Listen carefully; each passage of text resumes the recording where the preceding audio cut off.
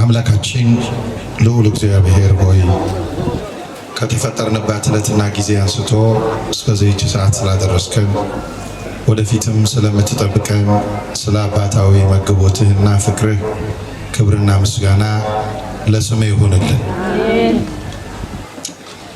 ንነጽር ስነ ስብሐቲሁ ለአምላክነ ክቡር አባታችን መምህራችን ቀሲስ ቃል ኪዳን የዚህ ታላቅ ወረዳ ቤተ ክህነት ዋና ስራ አስኪያጅ፣ ክቡር መላከ ገነት መምህር ቀሲስ ኃይሉ የዚህ ታላቅ ቤተ መቅደስ ዋና አስተዳዳሪ፣ ክቡር ወንድማችን መምህር ጥላሁን በኢትዮጵያ ኦርቶዶክስ ተዋሕዶ ቤተክርስቲያን በወላይታ ሀገረ ስብከት የኦቶና ደብረ ጽዮን ቅድስት ማርያም ቤተክርስቲያን የስብከተ ወንጌል ኃላፊ፣ የተከበራችሁ ሊቃውንተ ቤተክርስቲያን አባቶቻችን ካህናት፣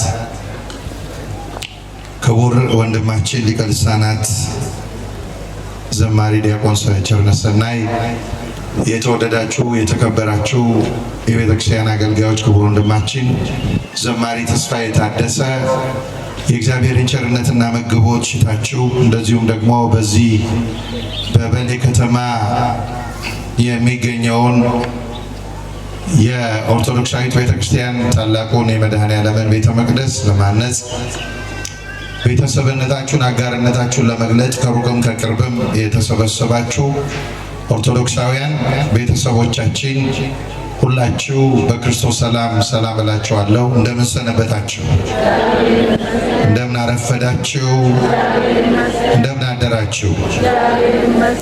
አሜን። በመግቦቱ ያልተለየን የአባቶቻችን የቅዱሳን አምላክ የእኛም አምላክ እግዚአብሔር የሌሊቱን ጨለማ ገፎ በአዲስ ብርሃን ገልጦ ምስጋና አፋችንን ለምስጋና እንከፍት ዘንድ እንዲህ ካለው የሕይወት ወንዝ እንጠጣ ዘንድ በቅዱስ መቅደሱ ስለሰበሰበን ክብርና ምስጋና ለስሙ ይሆንልን። የሰው ልጆች ሁሉ መዳንና ነጻነት በማኅፀኗ የተጻፈባት አማላጃችን እናታችን ቅድስት ድንግል ማርያምን ጣዕሟን በአንደበታችን ፍቅሯን በልባችን ልዑል አምላካችን እግዚአብሔር ይሳልብን። እንደ እግዚአብሔር ፈቃድ ባለን ውስን ጊዜ የምንማርበት የትምህርታችን ርዕስ የአምላካችንን የምስጋናውን ውበት እንመልከት በሚል ይሆናል። ንነጽር ስነ ስብሐቲሁ ለአምላክነ። ይህንን ቃል የምናገኘው በሥርዓተ ቅዳሴያችን ነው። ዲያቆኑ በየጊዜው ቅዳሴ ሲቀደስ የሚያውጀው አዋጅ ነው። የአምላካችንን የምስጋናውን ውበት እንመልከት ይላል። አንደኛ ራሱ ምስጋናውን የፍጡር ምስጋና እንዳልሆነ፣ የተለየ ምስጋና እንደሆነ፣ ከእግዚአብሔር የተቀበልነው ልዩ ምስጋና እንደሆነ ይነግረናል።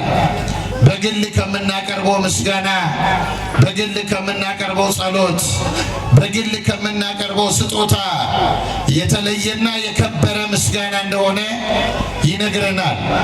የአምላካችንን የምስጋናውን ውበት እንመልከት ነው የሚለን።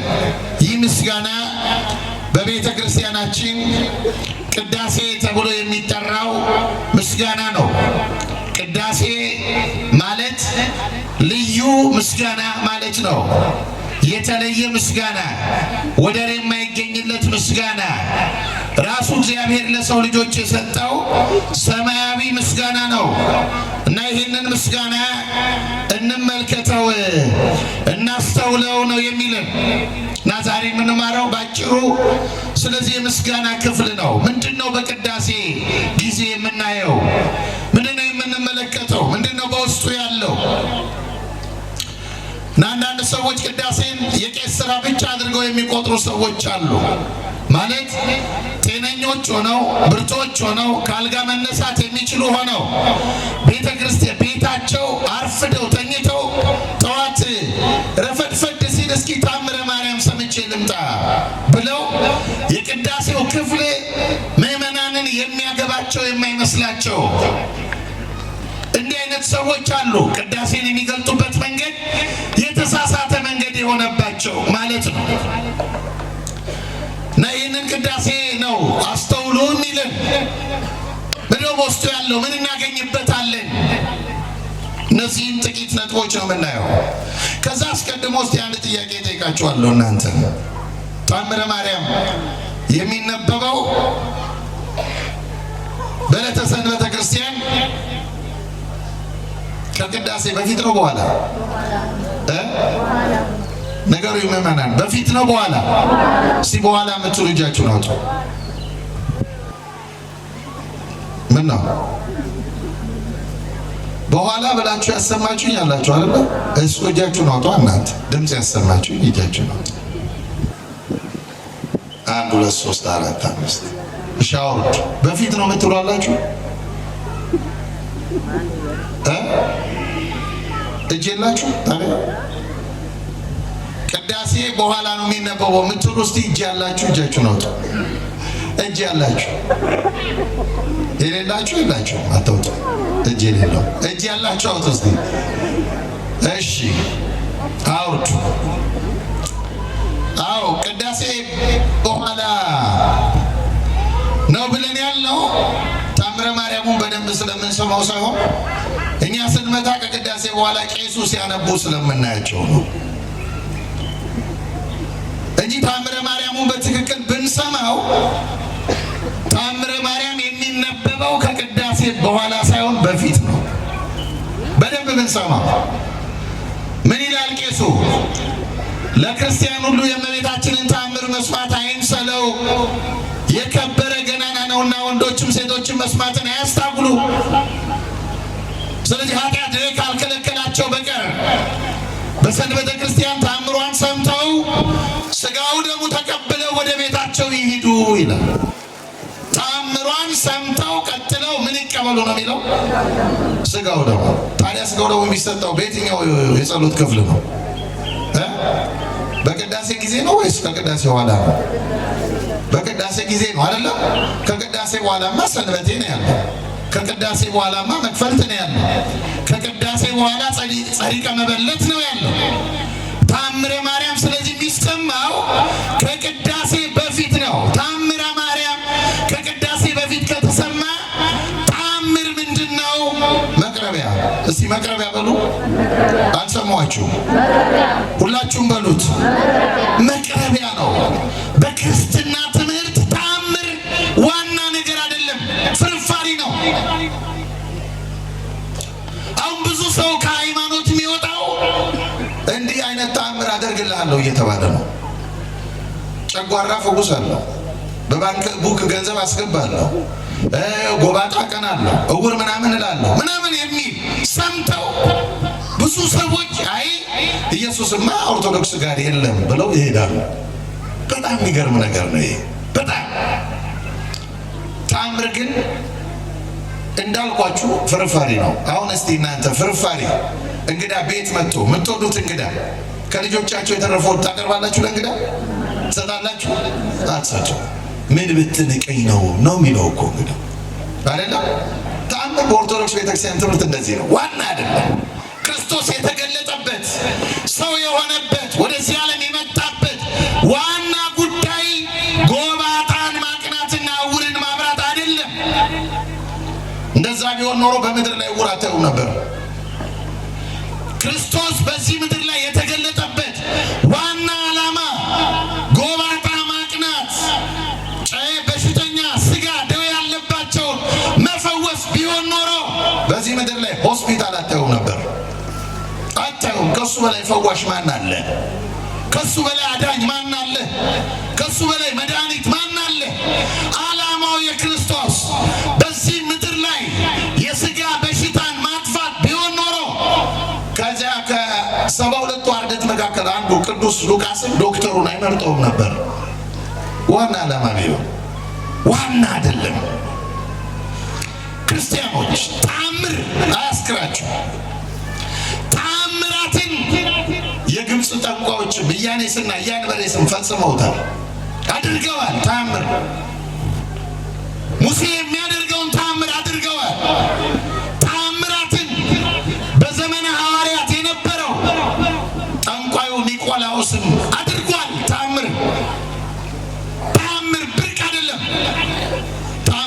አይደለም።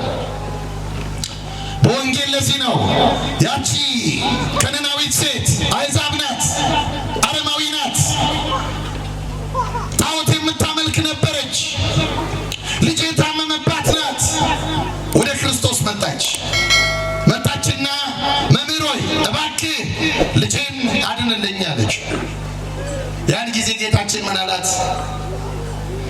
ለልጆች የሚገባ ለቡችሎች አይሰጥም አላት። እኔ የተላኩት ለእስራኤል ነው፣ ስለዚህ ለእናንተ አይገባም አላት። ሴቲቱ ቀጠለችና ምን አለችው? አዎን ጌታ ሆይ፣ አዎን መምህር ሆይ፣ ለልጆች የሚገባው ዋናው ለቡችሎች እንደማይሰጥ አውቃለሁ። ነገር ግን ደግ ጌቶች እኮ ከልጆቻቸው የተረፈውን ለቡችሎቻቸው ይሰጣሉ። እና እኔ የጠየቅኩ ፍርፋሪው ነው አለችው። አያችሁ፣ ዋና አይደለም፣ ዋና አይደለም። ተአምር የእምነት መስፈርት አይደለም፣ መለኪያ አይደለም። ተአምር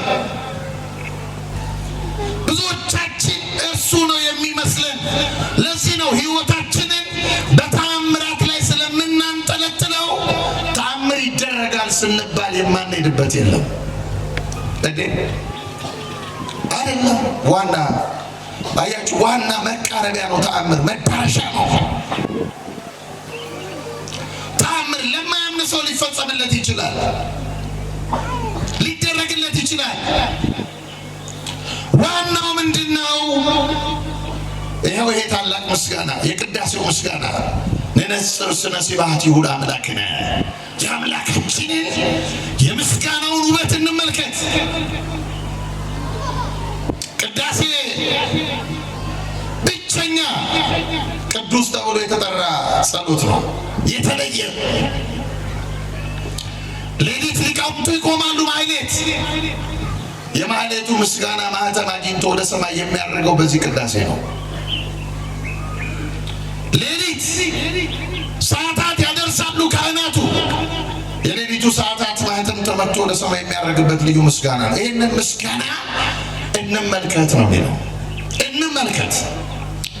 ቅዳሴ ቤተ ክርስቲያን ዕለተ ዓርብን በቀራንዮ አደባባይ መድኃኔዓለም ኢየሱስ ክርስቶስ ለሰው ልጆች የቆረሰውን ቅዱስ ሥጋውን ያፈሰሰውን ደሙን የምታቀርብበት ልዩ አገልግሎት ነው። ክርስቶስን እንድንቀበል የምንሆንበት አገልግሎት ነው ቅዳሴ። ቅዳሴ ዕለተ ዓርብን በትክክል የሚያሳየን ነው። ዛሬ ቀኑ ምንድን ነው? ምንድነው ቀኑ? እሁድ። የሚገርም እሁድ ነው። እናንተም እሁድ ነው የምትሉት፣ እኛም እሁድ ነው የምንለው። ውጭ ብትወጡ የማያምኑትም ሌሎቹም እሁድ ነው ቀኑ ምንድን ነው ብትሏቸው ምንድን ነው የሚሉት? እሁድ። ይገርማችኋል። በቅዳሴ ጊዜ ግን እሁድ አይደለም፣ ዓርብ ነው። ቄሱ ያውጃል። ሚ መጠን ግርም ትዛቲ ዕለት ወጽብ ትዛቲ ሰዓት። ይቺ ቀን እንደምን የምታስፈራ ናት፣ ይቺ ሰዓት እንደምን የምታስደንቅ ናት ይላል። ለምን? መንፈስ ቅዱስ አለ ከላይ ከሰማየ ሰማያት የሚወርድባት፣ ይህንንም ታላቅ መስዋዕት የሚሰውርባት ነው። ቤተ ክርስቲያን ሁላችንን ይዛ ወደ ቀራንዮ የምትወጣበት ልክ ዓርብ ክርስቶስ ያኔ በቀራንዮ የተቀበለውን መከራ በዓይናችን የምንመለከትበት አገልግሎት ነው ቅዳሴ። ይህን ነው አስተውሉ የሚለን ዲያቆኑ። በቅዳሴ ታዩታላችሁ ክርስቶስን። ቅዳሴ ሰማይ የሚወርድበት ምድር የሚያደርግበት ነው። በቅዳሴ ጊዜ ክርስቲያኖች በምድር ላይ አይደለም ያለ ነው። ለዚህ ነው ዲያቆኑ ምን ይላል? ሐሳባችን እንዳይበተን በሰማይ ያሉ ልበክሙ፣ ልባችሁን በሰማይ አድርጉት አኑሩ ይላል። በሰማይ ልዩ ነው። ከጅማሬው ጀምሮ ቅዳሴ ቤተክርስቲያን መጀመሪያ ደወል ታሰማለች። ተሰብሰቡ ነው፣ ጥሪ ነው። ምእመናን አላርም ነው የቤተክርስቲያን ደወል። እናንተ በምትፈልጉት ሰዓት እንድትነቁ አላርም እንደምትሞሉት በስልካችሁ ላይ መቀስቀሻ ደወል እንደምታኖሩት ቤተ ክርስቲያን የመቀስቀሻ ደወል ነው የምታሰማው። ለማን? ለአማኞቿ። እግዚአብሔር ድምጿን እንድንሰማ ሁላችንን ይርዳል።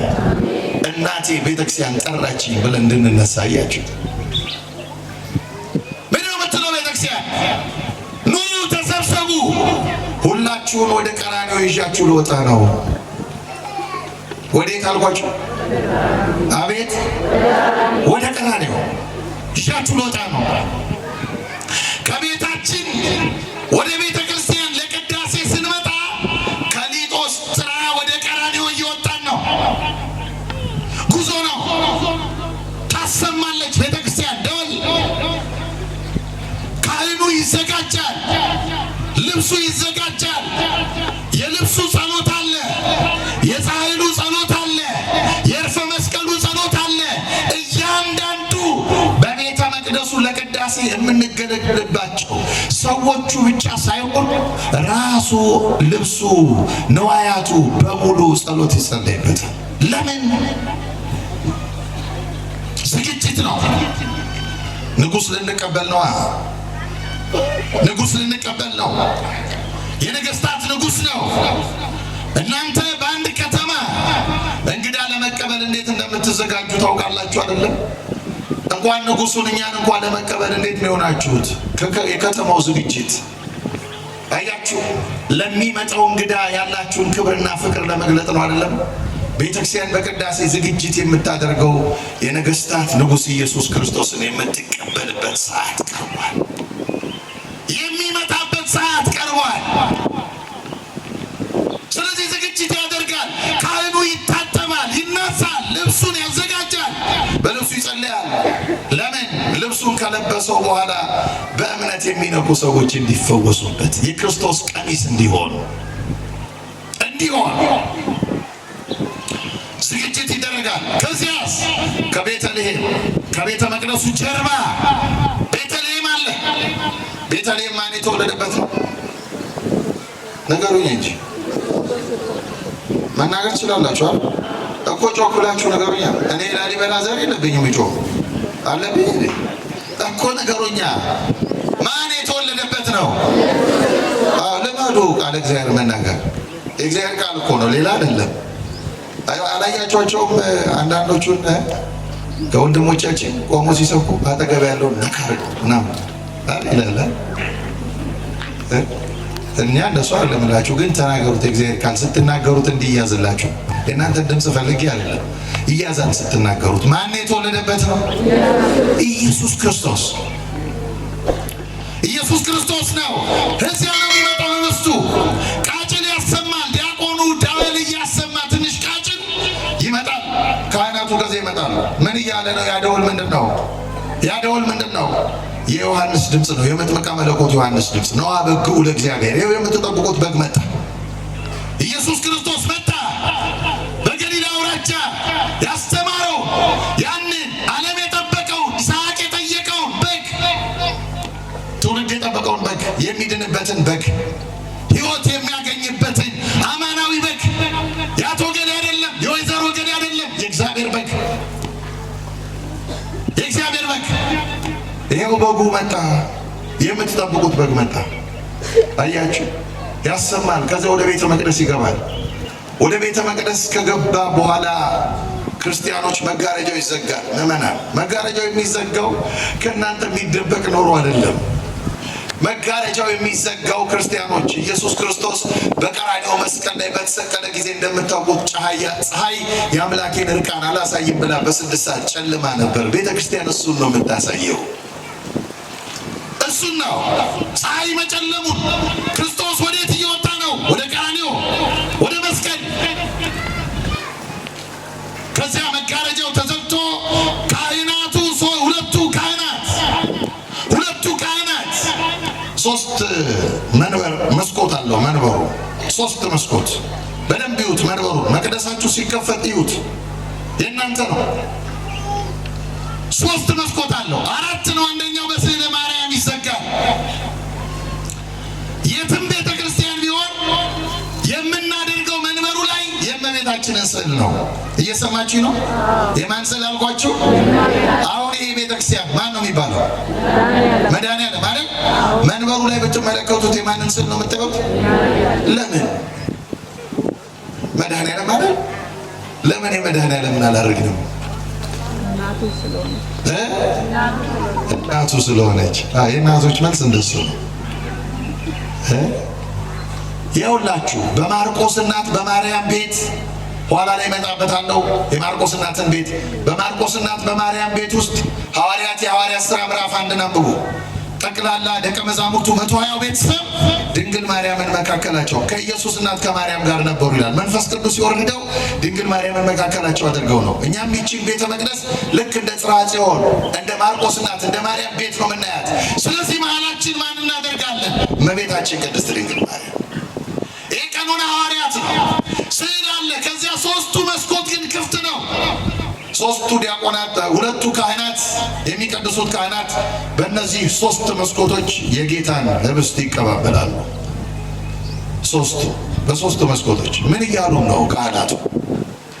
በ3 መስኮቶች እንዲህ እያሉ ነው እኮ ጌታችን መድኃኒታችን ኢየሱስ ክርስቶስ ለእኛ ሲል የሰማይና የምድር ንጉሥ ሲሆን የባህሪ ዳኛ ሲሆን በሱ ላይ ሊፈርድበት የሚችል ሌላ የሌለ ሲሆን የሰው ልጆች ለማዳን በ3ቱ ባለስልጣናት በሐና በቀያፋና በጲላጦስ አደባባይ ለፍርድ መቆሙን እያሳዩ። ታዲያ ክርስቶስን ከዚህ በላይ መስበክ አለ? ክርስቶስን ከዚህ በላይ ማሳየት አለ? ቤተ ክርስቲያን ክርስቶስን በቃል ብቻ አይደለም በኑሮዋ የምታሳይ ቤተ ክርስቲያን ናት። እግዚአብሔር ስሙ የተመሰገነ ይሁን። ሕይወቷ ሁሉ እሱን የሚያሳይ ያሳያሉ። ይህንን ታላቅ ትዕይንት በቀራንዮ የሆነው ያሳያሉ። በቅዳሴ ጊዜ የሚያገለግለው ራሱ እግዚአብሔር ነው። እስቲ ራሱ እግዚአብሔር ነው በሉ።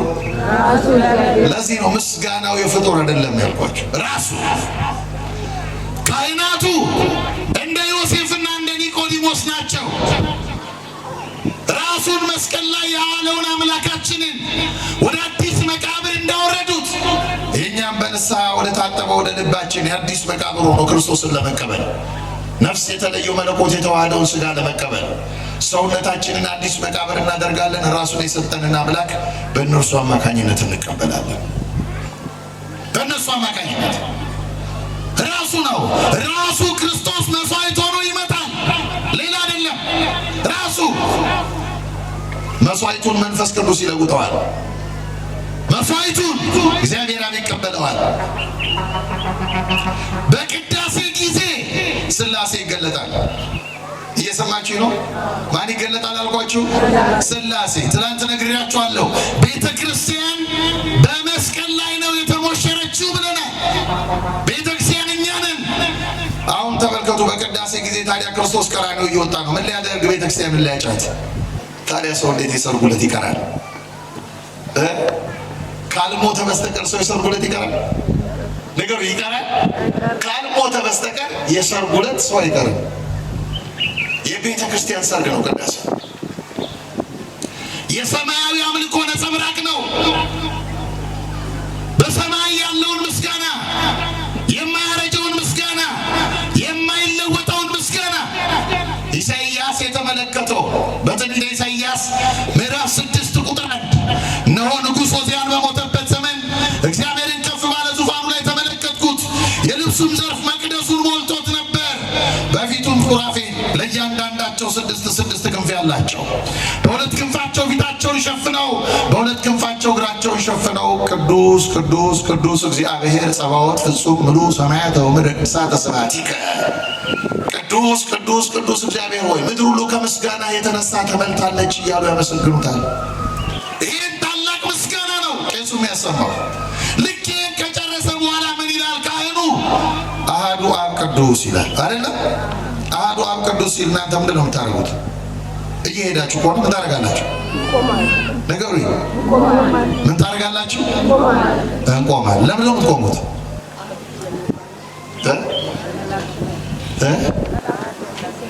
እሺ እናንተ ብቻ አይደለም የምትቆሙት። ቄሱን ቀጥ ብሎ ነው የሚቆመው። ቀጥ ብሎ እጁን ከፍ አድርጎ ምስክርነት እየሰጠ ነው ቄሱ የሚያምነው እምነቱ። አሐዱ አብ ቅዱስ፣ አሐዱ ወልድ ቅዱስ፣ አሐዱ ውእቱ መንፈስ ቅዱስ በአንድነቱ በሶስትነቱ የሚመሰገን የሚመለክ ልዩ ሶስት የሆነ የእግዚአብሔር የማምነው በዚህ ነው እያለ ነው ቄሱ። ኑፋቄ ካለበት ጥርጥር ካለበት ቅዳሴ አይገባም። ይህን ይጠራል። ቀጥ ብሎ መቆሙ ምንድን ነው? የዮና ልጅ ስምዖን ጴጥሮስ በፊልጶስ ቂሳርያ ጌታችን ሰዎች የሰው ልጅ ማን ይሉታል ብሎ ሲመሰክር ሲጠይቅ አንተ ውእቱ ክርስቶስ ወልደ እግዚአብሔር ሕያው፣ አንተ የሕያው እግዚአብሔር ልጅ ክርስቶስ ነህ የሚል ታላቅ ምስክርነት ሲሰጥ እግዚአብሔር ምን አለ? ኦ ስምዖን ወልደ ዮና እስመ ኢከሰተ ለከ ዘንተ ሥጋ ወደም፣ የዮና ልጅ ስምዖን ሆይ ይህንን ሥጋና ደም አልገለጠልህም አላ መንፈስ አቡየ ዘበሰማያት፣ በሰማይ ያለ የአባቴ መንፈስ ነው የገለጠልህ። ስለዚህ ምን አለው ጌታችን? አንተ ኮክ በዲበ ዛቲ ኮክ አሐንጽ ለቤተ ክርስቲያኔ፣ አንተ አለት ነህ፣ በአንተ አለትነት ላይ ቤተ ክርስቲያኔን እሰራታለሁ። ታዲያ ቀጥ ብሎ የሚቆመው ቄሱ ለምንድን ነው? እምነቴ የጸና ነው፣ በአለት ላይ የጸና። እግዚአብሔር እምነታችንን አለት ያደርግልን። ጎርፍ ቢመጣ የማይወስደው፣ የምንፍቅና ጎርፍ ቢመጣ፣ የክደት ጎርፍ ቢመጣ የማይናወጥ እምነት ያለን ምዕመናንስ ምን እንላለን? ቄሱ ይህን ካለ በኋላ እኛም ቀጥ ብለን በአማን አብ ቅዱስ፣ በአማን ወልድ ቅዱስ፣ በአማን ውእቱ መንፈስ ቅዱስ። ቄሳችን ሆይ እውነት ነው፣ የእኛም እምነት እንዳንተ ያለ እምነት ነው፣ የእኛም እምነት የማይናወጥ ነው፣ የጸና ነው፣ ብርቱ ነው ብለን መሰክራለን። ይህንን ቅዳሴ ነው አስተውሉ። ሥላሴ የሚመለክበት ቅዳሴ፣ ሥላሴ የሚመለክበት አስተውሉ። ቀራንዮ ነው ኢየሱስ ክርስቶስ እንደተሰቀለ ሆኖ የሚታይበት አስተውሉ። ነነጽር ስነ ስብሐት ለአምላክነ፣ የአምላካችንን የምስጋናውን ውበት እንመልከት። በቅዳሴ ጊዜ የግል ጸሎት መጸለይ አይቻልም። ይሄ ሰማችሁ ነው? የምን ጸሎት አልኳችሁ? የግል ጸሎት። የዚህ ዘመን ስልጡን የግል ጸሎት አይደለም። በቅዳሴ ጊዜ ስልክ ይሆናል። ቅዳሴ ላይ ሆኖ ሃሎ ቅዳሴ ላይ ነኝ ይላል። አሁን ሄሎ ቅዳሴ ላይ ነኝ ብሎ ቅዳሴ ላይ መሆን አለ? ሄሎ ካለ አይደለም። በቅዳሴ ጊዜ በእግዚአብሔር የተያዝንበት ሰዓት ነው። እናንተ አስታውሱ። አሁን ስልክ ከአንድ ሰው ጋር እያወራችሁ ሌላ የሚፈልጋችሁ ሰው ሲደውል ስልካችሁ ምንድን ነው የሚለው? ምን ይላል?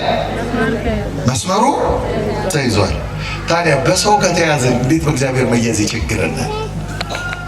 እያችሁ ተይዘናል በእግዚአብሔር። ለዚህ እኮ ነው ዲያቆኑ እያስፈራራ አይደለም። ይህንን የቄሱን ቃል ያቃለለ ወይም በቤተ ክርስቲያን ፊት በክፋት የቆመ የሳቀ የተነጋገረ ቢኖር ጌታችንና አምላካችን መድኃኒታችን ኢየሱስ ክርስቶስን እንዳሳዘነ ይወቅ ይረዳ። ስለ በረከት ፈንታ መርገምን፣ ስለ ኃጢአት ስርየት ፈንታ ገሃነመ እሳትን ከእግዚአብሔር ዘንድ ይቀበላል። ንቆታል እግዚአብሔር። እናንተ ቤታችሁ እንግዳ ተቀብላችሁ እንግዳውን አስቀምጣችሁ 10 ጊዜ ስልክ ብትነካኩ እንግዳው ምንድን ነው የሚለው? አይ አላከበረችኝም። ራሱ ክርስቶስ ራሱ ይሄን ነው እናስተውል። በቅዳሴ ጊዜ እያንዳንዱን ብንተረጉመው ክርስቶስ እንዴት እንደሚታይ ግን ጊዜ ስለማይበቃን ጥቂቶቹን ነው ማሳያችሁ። በቅዳሴ ጊዜ ይሄ ምስክርነት ጊዜ ይባላል። የትምህርት ጊዜ ነው። ከዚያ በኋላ መልእክታቱ ይነበባሉ። አሁን እኛን ይከሱናል፣ ክርስቶስን አታውቅም ብለው። ያሳዝናል እኮ በእውነቱ።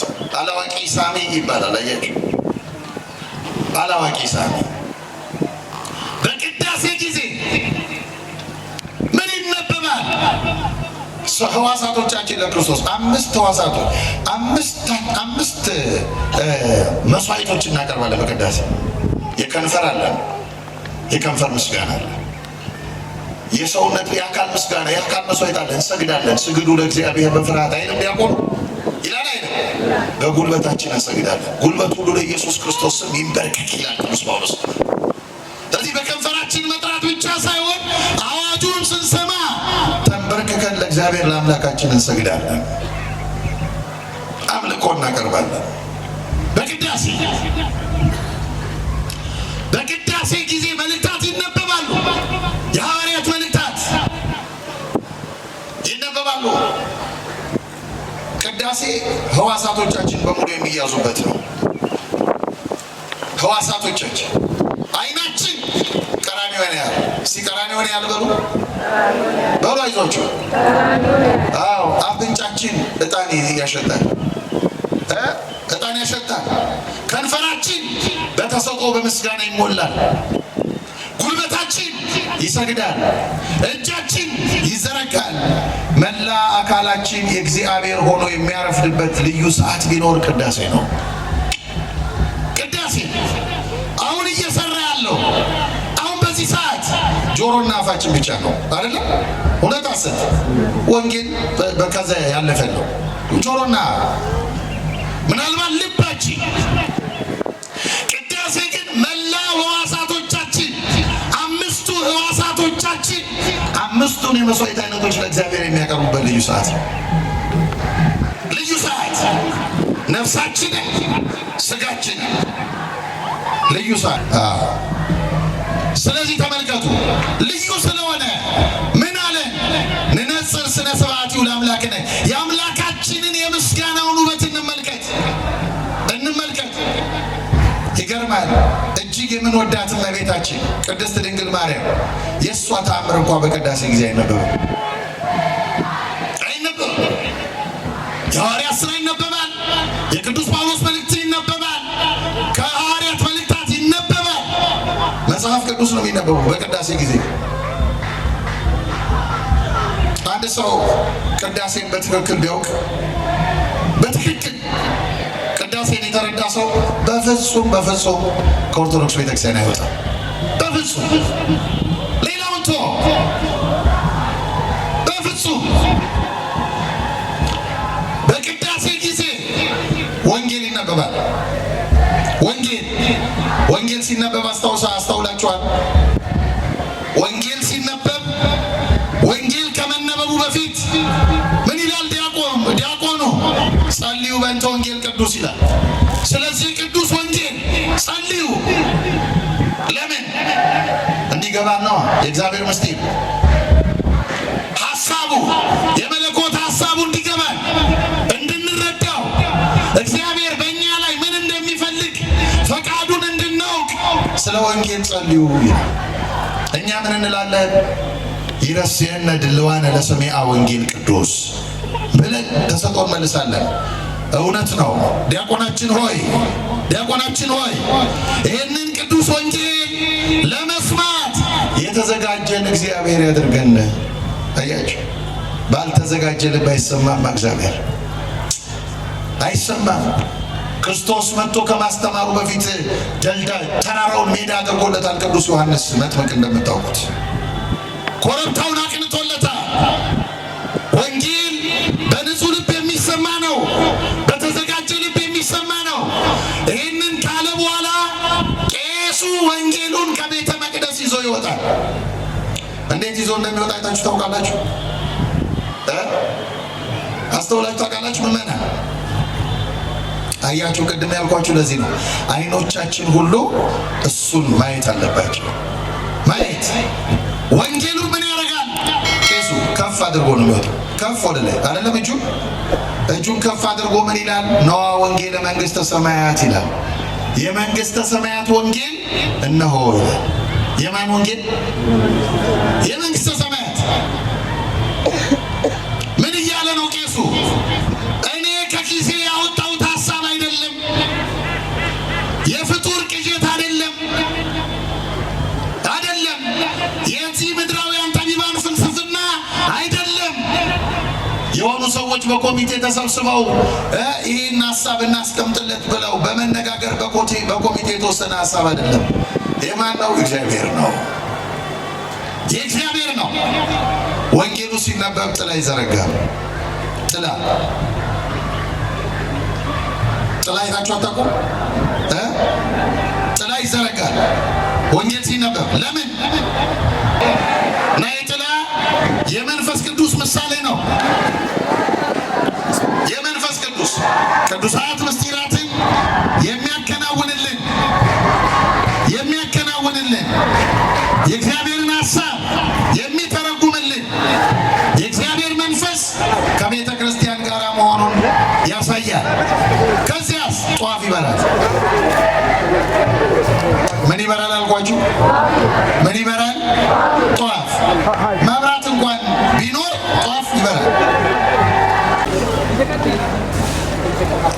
ምን ይበራል አልኳችሁ? ጧፍ። ለምን ነው የሚበራው ጧፍ?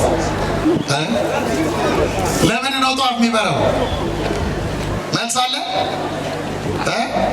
የለም። ታዲያ መልስ ማወቅ አይሻላችሁ? አይሻላችሁ? ምን እያደረጋችሁ እንደምትኖሩ ብታውቁ አይሻላችሁ? ጧፍ ይበራል። ለምን? ነቢዩ ኢሳይያስ እንዲህ ብሏል። በመሲሁ በክርስቶስ የተወገደውን ጨለማ ሲገልጥልን በጨለማ የሄደ ሕዝብ ብርሃንን አየ። በወንጌል የተገኘውን ብርሃን፣ በክርስቶስ የተገኘውን ብርሃን ቤተ ክርስቲያን ታሳያለች። ከዚህ በላይ ክርስቶስን መስበክ አለ? ከዚህ በላይ ማሳየት አለ? ይሄንን ቅዳሴ ነው እናስተውል የሚለው ዲያቆኑ። እናስተውል፣ ክርስቶስ የሚታይበት ስለሆነ እናስተውል። ቀራንዮ በትክክል የሚሳልብን ስለሆነ እናስተውል። አዲስ ፋሲካ ነው። ክርስቶስ ያዘጋጀው ፋሲካ ነው። ክርስቶስ በዚህ በማርቆስ ወንጌል በምዕራፍ 14 ላይ ጌታችን መድኃኒታችን ኢየሱስ ክርስቶስ የሚሰቀልበት ዋዜማ በዕለተ ሐሙስ የአይሁድ ፋሲካ ነበረ። አሁን ሐዋርያት አንድ ጥያቄ ጠይቁት ጌታ ምን አሉት? በአይቴ ትፈቅድ እናስተዳሉ ከመ ትብላ ፍስሐ። ጌታ ሆይ መምህር ሆይ ፋሲካ ትበላ ዘንድ በማን ቤት እንድናዘጋጅልህ ትወዳለህ? የት እናዘጋጅ? አያችሁ፣ ያውቃሉ እኮ ከዚህ በፊት እኮ ክርስቶስ በዘኪዎስ ቤት በማዕድ ተገኝቷል። በጥብርያዶስ ባሕር አብሯቸው ሜዳ ላይ ተቀምጦ በልቷል። አብሯቸው አሳና እንጀራ በርክቶ እና በአልዓዛር እህቶች በማርታና በማርያም ቤት ተስተናግዷል ጌታችን። ከዚህ ሐዋርያት አንድ ቦታ ብናዘጋጅለትም ይበላል እኮ አላሉ። ይሄ ፋሲካ ልዩ ፋሲካ ስለሆነ በማን ቤት እንድናዘጋጅልህ ትወዳለህ አሉት። በማን ቤት? ያኔ ክርስቶስ አንዱ ጋር አዘጋጁልኝ አላላቸው። እንዲህ ብሎ መለሰላቸው። ቤታችሁ ገብታችሁ አንብቡት። የማርቆስ ወንጌል ምዕራፍ 14 ስታነቡ ወደ ውጪ ወደ መንደር ሂዱ። ስትሄዱ አንድ ሰው ውሃ ቀርቶ ሲመጣ ታዩታላችሁ። ውሃ በማሰሮ ይዞ ሲያልፍ ታዩታላችሁ። ያንን ሰው ተከተሉት ከኋላ። ስትከተሉት ከኋላ ዝም ብላችሁ ተከተሉት። እሱ የሚገባበት ቤት ቆሙና ባለቤቱን ጠርታችሁ መምህሩ ፋሲካን የሚበላበት ሰዓት ደርሷልና ስፍራውን ወዴት አዘጋጀለት ብላችሁ ጠይቁት። ያን ጊዜ እሱ በላይ በሰገነቱ ላይ የተሰናዳና የተነጠፈ ቤት ያሳያችኋል። አያችሁ፣ ልዩ ቤት። አሁን የምንሰራው መቅደስ ይሄ ነው። እየሰማችሁ ነው? ቤተ መቅደሱን ስንሰራ ኢየሱስ ክርስቶስ ፋሲካውን የሚያቀርብለት ቀራንዮውን እያቆምን ነው። ቀራንዮውን በዚህ አዘጋጁልኝ። እንዲህ ያለ መስዋዕት የሚቀርብበት ነው ቅዳሴ። ይህን እናስተውል። ሁለት ነገሮች ነግሬያቸው አበቃለሁ። ሁለት ካህናት ተከራከሩ በአንድ ወቅት እና ካህናቱ የተማሩ ናቸው። አንዱ ብሉይ ኪዳን፣ አንዱ አዲስ ኪዳን የተማሩ ናቸው። እና ክርክራቸው ምንድን ነው? እኔም አንተም ቀድሰን እናቆርባለን እና እንደው በቅዳሴ ጊዜ በየትኛው ጸሎት ነው መስዋዕቱ ተለውጦ ወደ ክርስቶስ ሥጋና ደም የሚሆነው? የክርስቶስ ሥጋና ደም የሚሆነው በየትኛው ጸሎት ነው ብሎ አንደኛው ቄስ ጠየቀው። ስጠይቀው አንደኛው ምን አለ? እንደ ይሄን እስከዛሬ አታውቅም እንዴ አለው። አዎ አላውቅም አለ። ሀበነ ንኅበር በዘዚያ ከመንፈስ ቅዱስ ስንል ነው የሚለወጠው አለ። እንዲህ ስንል ነው የሚለወጠው አለ። አይ አለ ጠያቂው፣ እዚያ ጋማ የሚለወጥ ከሆነ ቅዳሴ ማብቂያ ላይ መልክአ ቁርባን ስንደግም ይወርድ መንፈስ ቅዱስ በላዕለ ኅብስቱ ለምን እንላለን? ስለዚህ የሚለወጠው እዚያ አካባቢ ነው አለ። አይደለም። ተከራከሩ፣ መልሳት እነሱ ጋር መጥቶ የሚያስቀድስ ጫካ የሚኖር አንድ ባህታዊ አለ። ያ ባህታዊ መጥቶ የሚያስቀድሰው ሲቆርብ ነው። ታዲያ ይህ ባህታዊ ያለቅሳል። ብዙ ጊዜ እዚያ ቅዳሴ ላይ ቆሞ በእኔና አንተ ቀዳሾቹ ያልገባን ይሄ ባታ የተረዳው ነገር አለ ሄደን እንጠይቀዋሉና የሚኖርበት ባቱ ገጠር ሄደው ጫካ ሄደው ጥያቄ ልጠይቅ መጣን አሉት። ምንድነው የምትጠይቁኝ? እናንተም አታውቁት የተማራችሁት እኔ የማውቀው ምን አለና ነው የምትጠይቁኝ አላቸው። አይ ቅዳሴ ስንቀድስ መስዋዕቱ ተለውጦ የክርስቶስ ሥጋና ደም የሆነው በየትኛው ጸሎት ነው ብሎ ጠየቁት። አባቶቼ እኔ ምን አውቃለሁ ታውቃለህ ብለው ገዘቱት። በክህነታቸው ገዘቱት። ንገረን ሲሉት አለቀሰ። አንተኛው ቄስ አለ ሀበነ ላይ ለወጣን ያልከው ቄስ አለ አቤት አንተ ስትቀድስ ይገርምሃል። ልክ ሀበነ ንህበር በዘዚያ ከመንፈስ ቅዱስ ስትል ኢየሱስ ክርስቶስን እጅ ላይ እንደ ሕፃን እመለከተዋለሁ እንደ ሕፃን እና ቢላውን የምታሳርፍበት ይመስለኛል አለ። ላስትልህ እፈልጋለሁ እንዳታርደው እና ወደ አንተ ስጠጋ የሆነ ክንፍ ነገር ይከለክለኛል። ያን ጊዜ አለቅሳለሁ አለ። ሕፃኑ ሲታረድ እያየው አለቅሳለሁ አለ። አንተኛው ቄስ ደግሞ አለ አንተ ደግሞ የወረድ መንፈስ ቅዱስ በላለ ህብስቱ ሲባል ይለወጣል ያልከው ቄስ አለ አንተ የምትቀድስ ቀን ደግሞ ሀበነ ሲባል ምንም አላይም አለ። ምንም እጠብቀዋለሁ አለ። ያን ሕፃን እየተነጠቅኩ ጠብቅ ፈልገዋለሁ አለ። ምንም ይሄ ሕፃን ቀረብኝ ብዬ ያዝናለሁ አለ። ዝም ብዬ ቅዳሴው እስኪያበቃ ስከተል አንተ ደግሞ የወረድ መንፈስ ቅዱስ በላለ ህብስቱ ስትል ኢየሱስ ክርስቶስን ጻሕሉ ላይ እንደታረደ ነጭ በግ ሆኖ አየዋለሁ አለ። ስለዚህ አለ አንድ ነገር ገብቶኛል አለ። አንድ ነገር ገብቶኛል። አንድ ሴት አለ ምግብ ለማብሰል ቀዝቃዛ ውሃ እሳት ላይ ጥዳ ያ እሳት ውሃውን መጀመሪያ ለብ ወደ ማለት ቀዝቃዛው ከዛ ወደ ማፍላት እንደሚለውጠው ቅዳሴው ሙሉ ጸሎቱ መስዋዕቱን ይለውጠዋል። የሚለወጥበትን ሰዓት ግን መንፈስ ቅዱስ ብቻ ያውቃልና በእምነት አቀብሉ።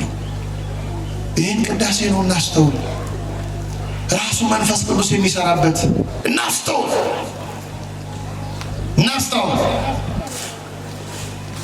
ይሄ ነው ተመልከቱ።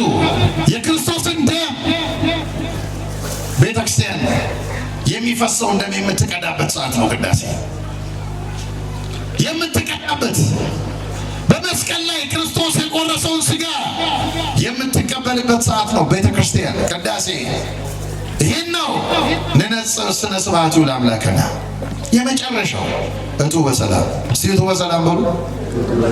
አቤት እቱ በሰላም ትላንት ያስተማሩን መምህር በአባታችን ነው የዘጉት። እኔ እቱ በሰላም እቱ በሰላም ምን ማለት ነው? በሰላም ወደ የቤታችሁ ወደ ቤት መሆኑን ማን ነገራችሁ?